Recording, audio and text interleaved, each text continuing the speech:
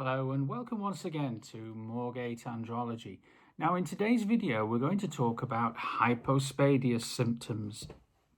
Now hypospadias classic symptom is where the opening of the urethra is not at the tip of the penis where it should be.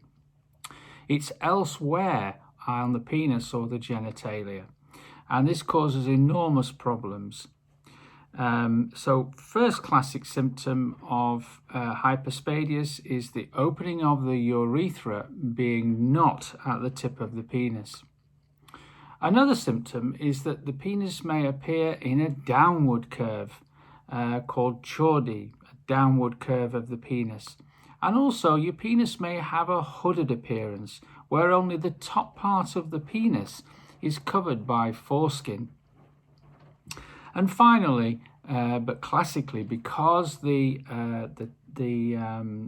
opening, the tip of the penis is not at the tip of the penis, you will notice abnormal spraying during urination.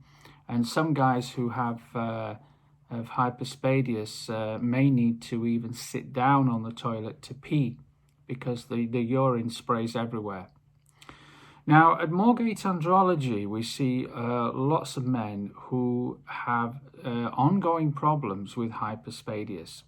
Either for whatever reason it wasn't treated in childhood, or in fact that it was treated in childhood, but there are still complications following earlier surgery. Now, if you have adult hypospadias, you're having ongoing problems, classically with not being able to pee in a straight line, for example, then do get in touch with us here at Moorgate Andrology. We can arrange a consultation for you with one of our urologists, and we can get to work on fixing hypospadias for you.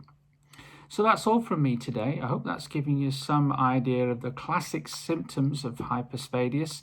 But until next time, I look forward to seeing you soon here at Moorgate Andrology. Bye for now.